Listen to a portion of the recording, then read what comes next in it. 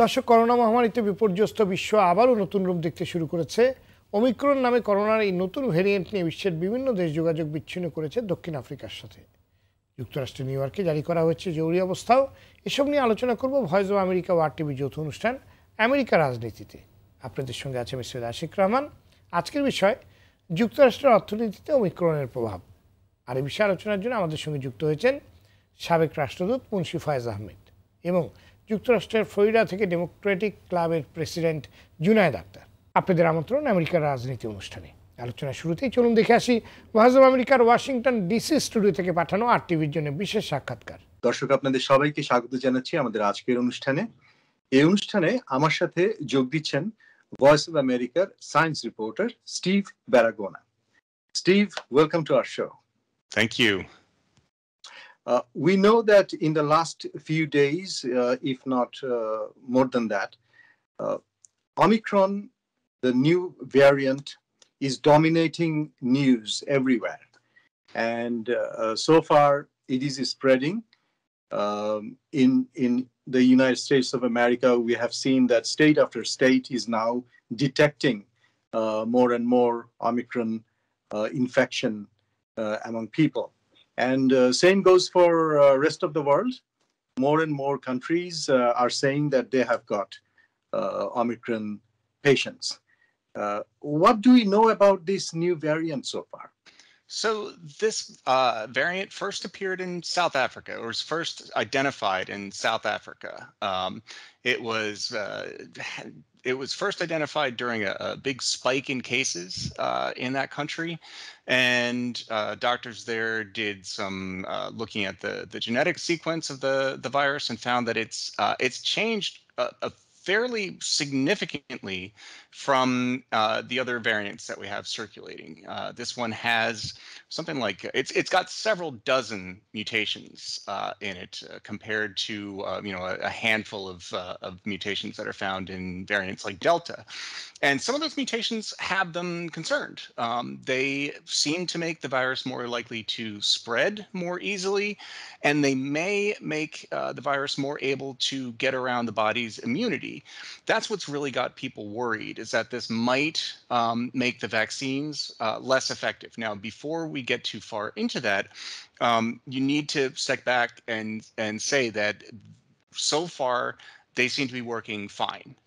There is no indication right now that the illnesses caused by Omicron are any more severe than the regular variants, and the vaccines, they seem to be protecting people, as far as we know at this point, from severe illness and death. And the experts that I talk to say, really, that's what we want to be sure about. We want to make sure that this variant is not able to undermine the vaccine's ability to cause serious illness and death.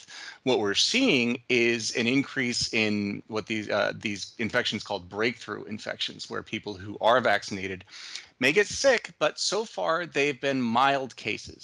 And the same is true of people who have had cases of COVID before. Omicron does appear to be able to infect people who have already been infected. That used to be, pretty good protection. But Omicron seems to be able to get around some of the body's natural immunity.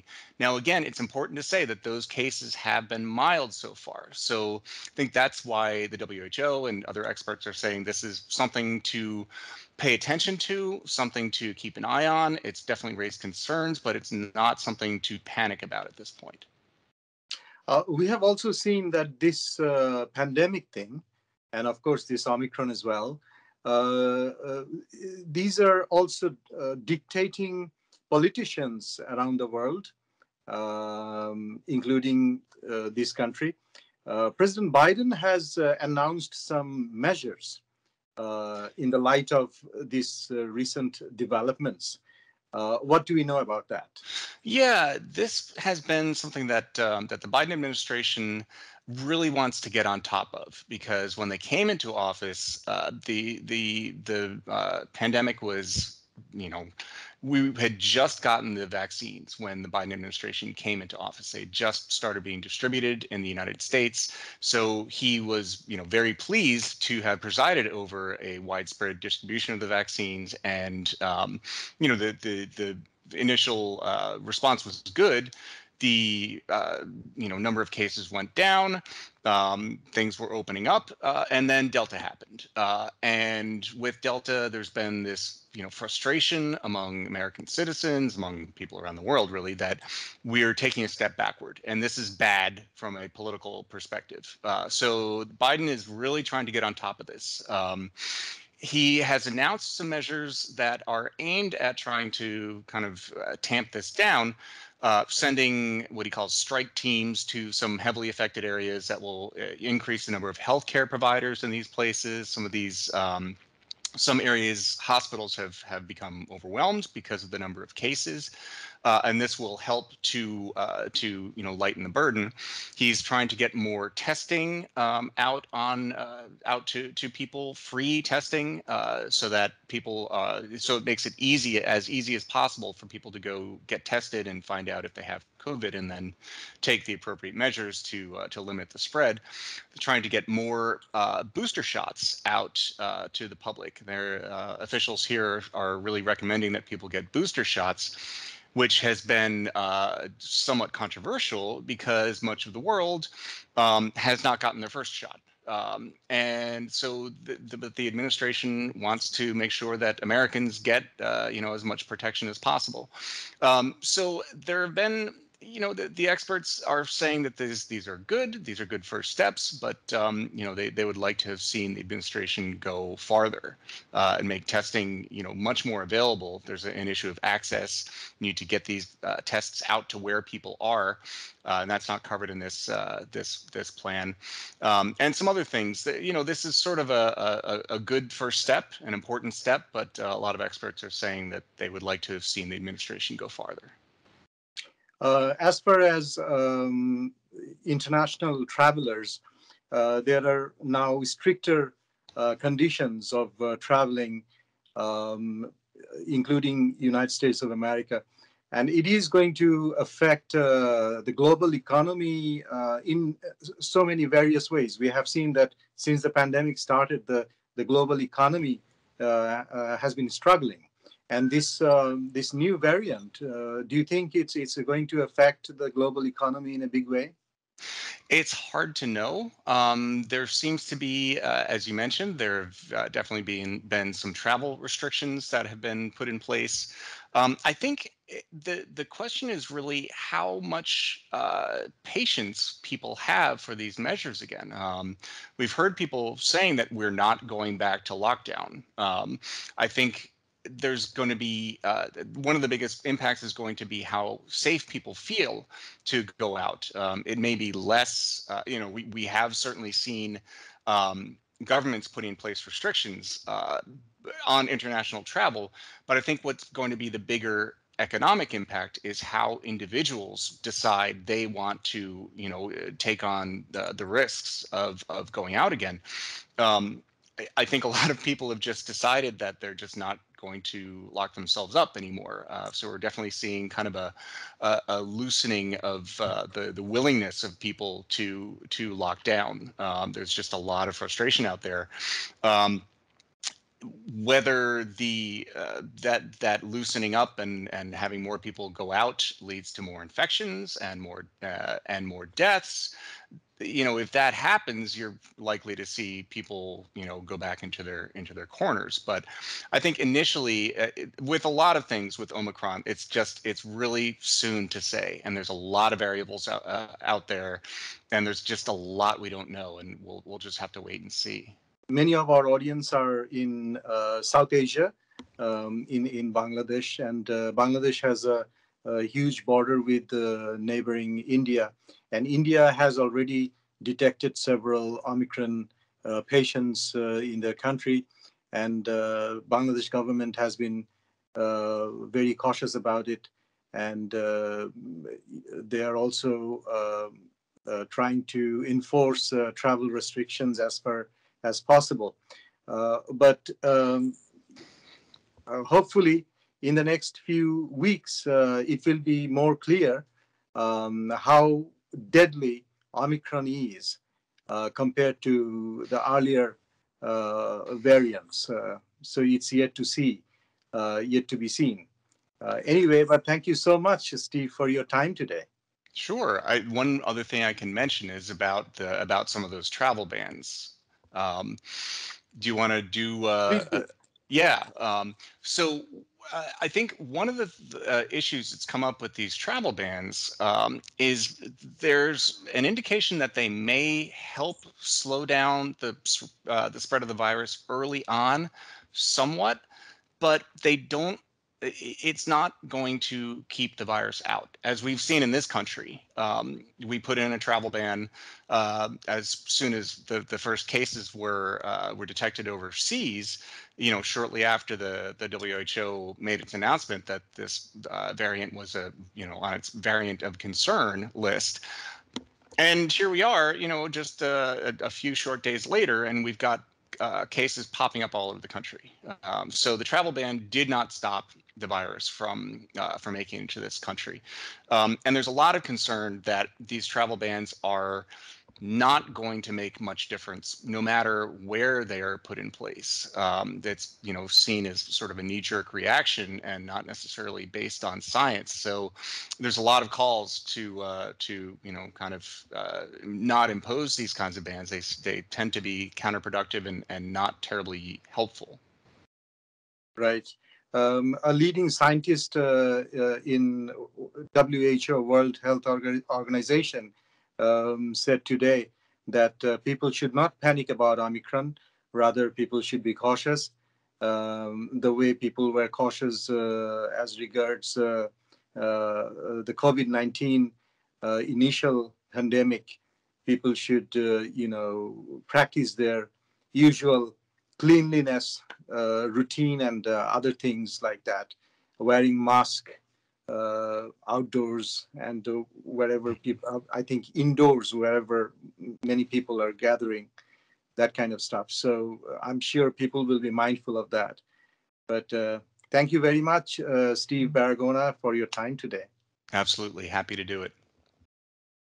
দর্শক, আমরা এতক্ষণ কথা বলছিলাম voice of আমেরিকার science reporter Steve ব্যারাগোনার সাথে। আশা করি আপনারা সাক্ষাৎকারটি উপভোগ করেছেন। সবাই ভালো থাকুন, নিরাপদে থাকুন। আপনাদেরকে ফিরিয়ে নিয়ে যাচ্ছি RTVর ঢাকা স্টুডিওতে। ধন্যবাদ হাসানুল হক। চলে যাচ্ছি মূল আলোচনায়। জনাব জুনায়েদ আক্তার, আলোচনাতেই যেমনটি শুনছিলাম, ওমিক্রন মোকাবেলায় মার্কিন সরকার বিভিন্ন পদক্ষেপ নিয়েছেন। যদিও লকডাউন কিংবা শাটডাউন না হবার কথাও বলেছেন প্রেসিডেন্ট বাইডেন। সার্বিকভাবে যুক্তরাষ্ট্রের পরিস্থিতি কি দেখছেন? ধন্যবাদ সাহেব। পরিস্থিতি আসলে মানুষের মন মানসিকতা কিন্তু স্বাভাবিকের দিকে যাচ্ছে। যদিও আমরা জানি যে নিউ ইয়র্ক প্রশাসন বা নিউ ইয়র্কের মেয়র ঘোষণা দিয়েছেন যে তার অঙ্গরাজ্যে যে অতিরিক্ত পদক্ষেপ তিনি নিয়েছেন, যেমন ধরুন প্রাইভেট সেক্টর এখন ম্যান্ডেট করে দিয়েছেন, যারা সিটির হয়ে কাজ করছেন তারা প্রাইভেট সেক্টর তাদের ভ্যাকসিনেশন ম্যান্ডেট করেছেন। আপনারা জানেন যে আগেও 5 বছর এবং তার উপরের ছেলে মেয়েদের টিকা ম্যান্ডেট করে দিয়েছিলেন ভ্যাকসিনেশন। এখন আবার আরেকটি নতুন পদক্ষেপ তারা নিয়েছেন, যারা আমেরিকা থেকে যাবেন বা আসবেন তাদেরকে একদিনের ভিতরে অথবা 24 ঘন্টার ভিতরে আপনার ওই ভ্যাকসিন নিতে হবে, যেটা আছে। তো সার্বিক দিক দিয়ে বলা যায় যে মানুষ সচেতন আছে, কিন্তু তারা বহির্মুখী। বিভিন্ন জায়গায় তারা বেরিয়ে আসছে এবং তারা যোগদান করছে, এবং বিভিন্ন জায়গায় তাদের যে মন মানসিকতা, আগে যে লকডাউনের মন মানসিকতায় তারা নেই। অর্থনীতির দিক দিয়েও আপনারা যদি দেখেন যে অর্থনীতিটাও বেশ চাঙ্গা এখন বর্তমানে, যদিও ইনফ্লেশনের জন্য এর ব্যাপক প্রভাব পড়েছে, তবে মোটামুটি ভাবে বলা যায় যে মানুষ এখন ঘরের বাইরে যাবার একটা প্রবণতা তাদের মনে আছে আর কি। জি, ধন্যবাদ আপনাকে। অ্যাম্বাসেডর মুন্সি ফয়েজ আহমেদ, করোনা মহামারী শুরুর পর থেকেই সবচেয়ে বেশি প্রাণহানি ঘটেছে মার্কিন যুক্তরাষ্ট্রে। এত কিছুর পরেও অর্থনৈতিক পুনরুদ্ধারে কতটা এগিয়েছে বাইডেন প্রশাসন? বাইডেন প্রশাসনের উপর কি প্রভাব পড়তে পারে? এই করোনার কারণে প্রথম দিকে অনেক ধাক্কা খেলেও বাইডেন প্রশাসন কিন্তু শেষের দিকে বেশ গুছিয়ে আনছিল, এবং তাদের আনএমপ্লয়মেন্ট লেভেল অনেক কমে গেছে। তারপরে লোকের নতুন নতুন যে কাজের ব্যবস্থা সেটাও কিন্তু অনেক বৃদ্ধি পেয়েছিল, কিন্তু হঠাৎ করে গত মাসে কাজের ইয়েটা যতটা আশা করা হয়েছিল ততটুকু হয়নি, তার চেয়ে কিছু কম হয়েছে। তাতে কিছুটা আশাহত হয়েছে অনেকেই। আর যেটা আমাদের ফ্লোরিডা থেকে আমাদের গেস্ট বলছিলেন জুনায়েদ আক্তার সাহেব, যে ওখানে ইনফ্লেশন বেড়ে গেছে, তাতে মানুষ কিন্তু খুব চিন্তিত হয়ে পড়েছে। জিনিসপত্রের দাম বেড়েছে, বিশেষ করে জ্বালানি মানে মোটরযান চালানোর জন্য যে জ্বালানি ব্যবহার করা সেটার দাম বেড়ে যাওয়াতে মানুষ বেশি চিন্তিত। তো সেই সব কারণে গত 3 মাসে দেখা গেছে যে অর্থনীতি আগের বাকি সময় গত বছরের বাকি 9 মাসে যেরকম হচ্ছিল, যে এগিয়ে যাচ্ছিল, সেটা হঠাৎ করে আবার পিছন দিকে একটু টান দিয়েছে, একটা সংকোচনের সম্ভাবনা দেখা গেছে। এক কথা হলো যে বাইডেন প্রশাসন ভালোই করছে, কিন্তু এখন হঠাৎ করে আবার নতুন নতুন কিছু সমস্যার কারণে, যেমন এই তেলের দামের অস্থিতিশীলতা এবং অন্যান্য জিনিসের দাম বেড়ে যাওয়ার কারণে হঠাৎ করে অর্থনীতিটা একটু বিপাকে পড়েছে, একটা পিছু টান দেখা যাচ্ছে। তারপরে আবার এর মধ্যে অমিক্রন আসাতে কিন্তু আরো একটু, কারণ এখন একটা অনিশ্চয়তা চারিদিকে, অনেকে ভাবছে আবার নতুন করে লকডাউন কি দেবে, যদিও বাইডেন প্রশাসন খুব পরিষ্কার করে বলেছে তারা লকডাউন লকআউটে আর যাবে না, তারা সতর্কতা বেশি অবলম্বন করবে। যেমন 72 ঘন্টার যে প্রয়োজন ছিল এতদিন, যে টেস্ট করতে হবে, বাইরে কোথাও যেতে হলে বা বাইরে থেকে ওরা আসলে 72 ঘন্টা আগে টেস্ট করতে হবে, এখন সেটা করে দেওয়া হয়েছে 24 ঘন্টা। এর কিন্তু একটা বড় প্রভাব আমাদের যে ভ্রমণ বাণিজ্য বা ভ্রমণ শিল্প আছে তার উপরে কিন্তু নেতিবাচক প্রভাব পড়ার সম্ভাবনা আছে। ধন্যবাদ আপনাকে। কিন্তু বাইডেন প্রশাসনের উপর কি চাপ পড়তে পারে? চাপ তো পড়ছেই, যেটা খালি এই কারণে পড়ছে যে তা নয়, কিন্তু বাইডেন প্রশাসনের উপর নানান রকমের চাপ আছে। কারণ এখন একটু আগে আমরা আলাপ করছিলাম জুনায়েদ সাহেবের সঙ্গে, যে ডেমোক্র্যাটদের বিশেষ করে প্রেসিডেন্ট বাইডেনের যে জনপ্রিয়তা সেটা এখন সবচেয়ে নিচে চলে আসছে, 40-এর নিচে নেমে গেছে। এটা খুব বেশি লোক এটা এই ধরনের আশঙ্কা করে নাই, কিন্তু তারপরে ওটা ঘটছে। তার ফলে সবাই একটু চিন্তিত হয়ে পড়ছে যে ডেমোক্রেটিক দল যা করতে চাচ্ছে সেগুলো মানুষকে ঠিক মতন বোঝাতে পারছে না, সেইখানে একটা ঘাটতি দেখা যাচ্ছে। তার ফলে তারা ভালো ভালো উদ্যোগ নিচ্ছে, কিন্তু সেই ভালো উদ্যোগগুলোকে এখন পর্যন্ত মানুষ পুরোপুরি বুঝতে পারছে না। সুতরাং তাদের এই ব্যাপারে আরো অনেক কাজ করার রয়েছে। জি, জনাব জুনায়েদ আক্তার, আপনি কি কিছু যোগ করতে চান আমাদের মুন্সি ফয়েজের সাথে? হ্যাঁ, যোগ করতে চাই। যেটি আমাদের অ্যাম্বাসেডর সাহেব বললেন যে ভালো ভালো পদক্ষেপ নেওয়া হয়েছে এবং এই পদক্ষেপগুলোর ইতিবাচক প্রভাব এখনো মানুষ দেখছে না বা বলা হচ্ছে না। এবং তার উপরে যেটা চোখের সামনে আসছে প্রত্যক্ষে, যেটা যে গ্যাস আপনারা বলেন যে জ্বালানি, বা আপনারা বলেন পেট্রোল, আমরা বলি গ্যাস, এই যে প্রাইসটা বিভিন্ন জায়গায় দেখা যাচ্ছে, এবং সেই সাথে এই অমিক্রনের যে একটা প্রভাব, এই দুটো মিলেই একটু জনপ্রিয়তা হ্রাসের কারণ। তবে আশার বিষয় যে আপনারা যদি খেয়াল করবেন যে আমাদের এখানে যে থ্যাঙ্কসগিভিং উইকেন্ডটা হয়ে গেল কিছুদিন আগে, সেখানে কিন্তু মানুষের ক্রয় ক্ষমতা কিন্তু প্রায় গত বছরের থেকে এবছর 20%, মানে 20 ভাগেরও বেশি মানুষ ক্রয় করেছে অনলাইনে। যদিও এই সমস্ত কিছু হয়তো বা যে নেগেটিভ বা নেতিবাচক দিকটা যেটা আছে অর্থনীতি সেটা কাটিয়ে উঠতে পারবে, কিন্তু প্রধান এবং বাইডেন প্রশাসনের প্রধান চিন্তার কারণ হলো তার জনপ্রিয়তা, কিভাবে সেটাকে আবার এই 50 ভাগের উপরে তোলা যায়। সেই ব্যাপারে আপনারা যে জানেন যে স্টিমুলাস প্যাকেজটা $2.2 ট্রিলিয়ন, সেটা একটা বিরাট ভূমিকা রাখবে যখন এটা ইমপ্লিমেন্টেশন হবে আর কি। জি, ধন্যবাদ। আমরা করতে চাই এখানে। জি, বলুন। আমি দুটো জিনিস বলতে চাই। একটা হচ্ছে যে ভালো একটা জিনিস ঘটেছে ইতিবাচক, যেটা সেটা হলো যে ওয়েজেস বেশ অনেক বেড়ে গেছে, যেটা নিয়ে অনেক চিন্তা ছিল যে পারিশ্রমিক প্রতিদিনে প্রতি ঘন্টায় কত পাবে একজন শ্রমিক কাজ করলে, সেটা কিন্তু আগের তুলনায় অনেক বেড়েছে বেশিরভাগ অঙ্গরাজ্যেই। সেটা একটা অত্যন্ত ইতিবাচক জিনিস। আমি মনে করি যে সেটার একটা এফেক্ট আমরা শিগগিরই দেখতে পাবো। আরেকটা জিনিস, যে কিছুদিন আগে একটা নতুন পাস করা হয়েছে, বিল পাস করা হয়েছে, যার ফলে ইনফ্রাস্ট্রাকচার গুলোকে নবায়ন করার যে ব্যাপারে যে খরচ হবে, সেটা কিন্তু যদি কাজ শুরু হয় তাতে কিন্তু মার্কিন যুক্তরাষ্ট্রের অর্থনীতিতে বড় রকমের একটা তেজি ভাব আসার সম্ভাবনা আছে বলে আমি মনে করি। আমরা আরো আলোচনা করব, তার আগে নিয়ে নিচ্ছি ছোট্ট একটি বিরতি। দর্শক দেখছেন ভয়েস অফ আমেরিকা ও আর টিভি যৌথ অনুষ্ঠান আমেরিকার রাজনীতি। এই পর্যায়ে নিচ্ছি বিরতি, ফিরছি একটু পরেই। সে পর্যন্ত আমাদের সাথেই থাকুন। দর্শক, আমার আমন্ত্রণ আমেরিকার রাজনীতি অনুষ্ঠানে। আজ কথা বলছিলাম যুক্তরাষ্ট্রের অর্থনীতিতে ওমিক্রনের প্রভাব নিয়ে। জনাব জুনায়েদ আক্তার, ওমিক্রন সংক্রমণের পরপরই আফ্রিকার সাথে যোগাযোগ বিচ্ছিন্ন করেছে যুক্তরাষ্ট্র। আবার করোনার টিকা নিশ্চিতে বাইডেন প্রশাসন যে পদক্ষেপগুলো নিয়েছে এর ফলে সাধারণের মধ্যে প্রতিক্রিয়া কেমন দেখেছেন? সাধারণ মানুষের মধ্যে প্রতিক্রিয়া আসলে খুবই ইতিবাচক, বিশেষ করে বাইডেন প্রশাসনের যে প্রোঅ্যাক্টিভ যে পদক্ষেপ আফ্রিকার সমস্ত দেশগুলো, দক্ষিণ আফ্রিকা, জিম্বাবুয়ে কিংবা আপনার মালি, এই সমস্ত দেশে যে রেস্ট্রিকশন গুলো দেওয়া হয়েছে তার ফলে মানুষের মধ্যে একটা ইতিবাচক প্রতিক্রিয়া আসছে। এই কারণে যে তারা, আমরা মোটামুটি ভাবে কেউ চায় না আবার সেই লকডাউনে যেতে, তো সেটার একটা জনপ্রিয়তা আছে। আর আপনার সেই সাথে মানুষের একটা বহির্মুখী ভাব, মানুষ বেরিয়ে আসতে চায়, একজন আরেকজনের সঙ্গে দেখা সাক্ষাৎ করতে চায়। তো এই ব্যাপারে যে রেস্ট্রিকশনটা যে দিয়েছেন বাইডেন প্রশাসন, বিশেষ করে 5 বছরের অধিক বাচ্চাদেরকে এবং সবাইকে ভ্যাকসিনেশন নেওয়া, এবং যুক্তরাষ্ট্রে একটু আগে বলেছি যে যুক্তরাষ্ট্রে প্রবেশের ক্ষেত্রে কিংবা যুক্তরাষ্ট্র থেকে বাইরে যাবার ক্ষেত্রে যে 24 আওয়ার্স ঠিক নয়, একদিনের, মানে আপনি যদি আজকে সকাল বা দুপুর 1টার সময় যদি আপনার টিকিট থাকে, তবে আপনি গতকালকে যে কোনো সময় যদি আপনি টিকা নিয়ে থাকেন তবে সেটাকে 24 আওয়ার্স এর ভিতরে ধরা হবে আর কি। সো ওই জিনিসটা একটু ক্লিয়ার করা উচিত যে নট লাইক এক্সাক্ট 24 আওয়ার্স। তো সেই পদক্ষেপটা নেওয়াতে মোটামুটি ভাবে আপনারা জানেন যে আমাদের chief adviser, medical chief adviser mister Anthony Fauci, যিনি সরাসরি যুক্তরাষ্ট্রের প্রেসিডেন্টের সাথে এই ব্যাপারে সংযুক্ত এবং অ্যাডভাইস দিয়ে যাচ্ছেন, তারই অ্যাডভাইস ক্রমে, তারই অ্যাডভাইস অনুসারে আমি একটা প্রশ্ন রাখতে চাই এখানে জুনায়েদ সাহেবের কাছে। জি বলুন। সেটা হচ্ছে যে এই যে আপনি বললেন যে ভ্যাকসিন নিতে হবে নাকি না এটা টেস্ট করাতে হবে, এটা একটু ক্লিয়ার করা দরকার আমার মনে হয়। ধারণা যে ভ্যাকসিন তো যে কোনো সময় নিচ্ছে মানুষ, বারবার তো আর ভ্যাকসিন নিবে না। এটা হলো টেস্টের জন্য, যে ওই যে পিসিআর টেস্টটা করা হয় সেটা 24 ঘন্টার মধ্যে করতে হবে, আগে ছিল 72 ঘন্টার সীমারেখা ছিল।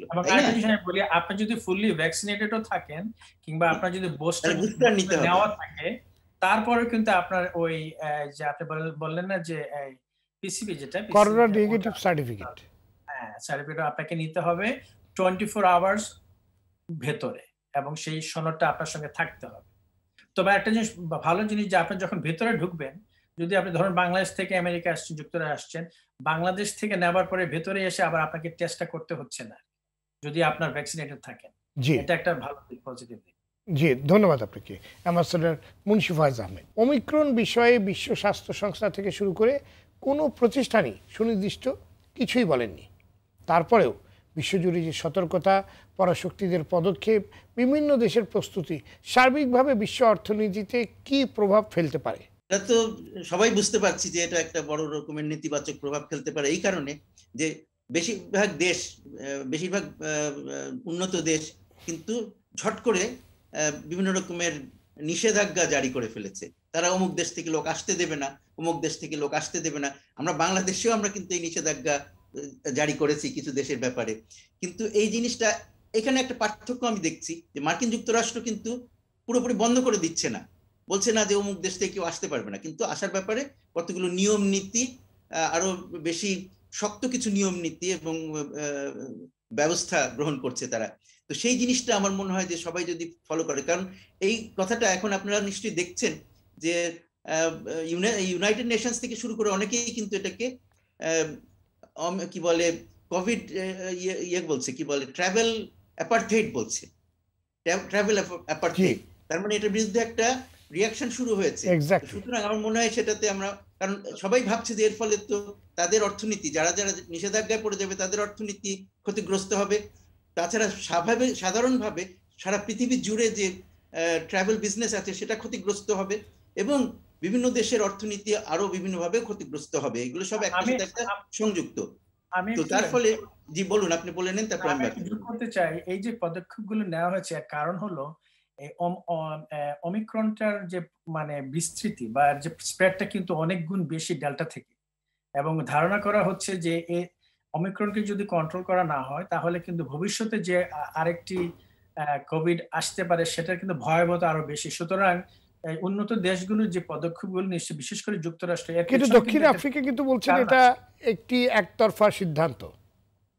সেটি রাজনৈতিক হতে পারে, তবে স্বাস্থ্য মনে রাখবেন এখন বাইডেন প্রশাসন যে সিদ্ধান্তগুলো নিচ্ছে সেগুলো 3টি কারণ নিচ্ছে। একটি কারণ হলো যে মেডিকেল বোর্ডের অ্যাডভাইস হিসাবে, এবং ট্রাম্পের প্রশাসনের মতো নয় কিন্তু, বেসড অন সায়েন্স, মেডিকেল উপরে, দ্বিতীয়ত অর্থনীতি এবং তৃতীয়ত জনমত। সুতরাং এই তিনটি ফ্যাক্টরকে এক করে নেওয়া হচ্ছে। সুতরাং এটা দেশের স্বার্থের জন্য নেওয়া হচ্ছে, এবং অন্য দেশ যদি ভিন্ন মত পোষণ করে সেটাকে তো ডিল করতেই হবে, সেভাবে রাজনৈতিক ভাবেই হোক আর যেভাবেই হোক। সেই জন্য আমি যেটা বলছিলাম যে মার্কিন যুক্তরাষ্ট্রের পদক্ষেপটা কিন্তু একটা মাঝামাঝি পদক্ষেপ, ওরা কিন্তু পুরোপুরি বন্ধ করে দিচ্ছে না। সেই জন্য আমি বাইডেন অ্যাডমিনিস্ট্রেশনকে আমি ধন্যবাদ দিতে চাই। অন্যান্য দেশগুলো যারা বন্ধ করে দিচ্ছে পুরোপুরি, তারাও কিন্তু এখন দ্বিতীয়বার চিন্তা করছে যে এটা কি ঠিক হচ্ছে কিনা। তো সুতরাং এটা নিয়ে, আর বিশেষ করে আপনি যেটা শুরুতেই বললেন যে কেউ নিশ্চিত করে কিছু বলছেন, আসলে নিশ্চিত করে বলার মতন সময় তো এখনো আসেনি, কারণ এগুলো জিনিসগুলো তো আস্তে আস্তে সব পরীক্ষা নিরীক্ষার মাধ্যমে তারা টের পায়। এখন পর্যন্ত এটুকু বোঝা গেছে, সবাই নিশ্চিত যে এটা অন্যান্য ভ্যারিয়েন্টের চেয়ে বেশি সংক্রমণশীল, তাতে বেশি শক্তিশালী বলছে না, বেশি ছোঁয়াচে, কিন্তু এটা যে অন্যগুলোর চেয়ে বেশি মানে কঠিন বা খারাপ সেটা এখনো বলা হচ্ছে না। সেটা নিয়ে সন্দেহ আছে, কারণ এখনো খুব বেশি মৃত্যুর সংখ্যা অনেক বেড়ে গেছে এরকম বলা যায় না। মানে এটা বলা হচ্ছে যে অনেক বেশি সংক্রমণ হতে পারে, কিন্তু এটা তেমন প্রাণঘাতী নয়। ধন্যবাদ আপনাদের দুজনকে আজকে আলোচনায় যোগ দেওয়ার জন্য। দর্শক, চলতি মাসে পূর্ণ হচ্ছে করোনা মহামারীর 2 বছর। এরই মধ্যে বিজ্ঞানীদের প্রচেষ্টায় করোনার টিকা আবিষ্কারে স্বস্তি এসেছে জনমনে। যদিও করোনার নতুন ধরন ওমিক্রনের ফলে সে স্বস্তি এখন অনেকটাই প্রশ্নবিদ্ধ। ওমিক্রন প্রতিরোধে বিশ্বজুড়ে যে সতর্কতা চলছে, তারই ধারাবাহিকতায় যুক্তরাষ্ট্র সরকারও ভ্রমণে কড়াকড়ি সহ বিভিন্ন পদক্ষেপ নিয়েছে। এখন প্রশ্ন হচ্ছে, এই কড়াকড়ির ফলে অর্থনৈতিক গতি কতটা পুনরুজ্জীবিত হয়? বিগত সময়ের ন্যায় ওমিক্রন যেন বিশ্বজুড়ে অর্থনীতিতে সংকট তৈরি করতে না পারে, সেই প্রত্যাশায় শেষ করছে আজকের অনুষ্ঠান। এতক্ষণ সঙ্গে থাকার জন্য ধন্যবাদ সবাইকে।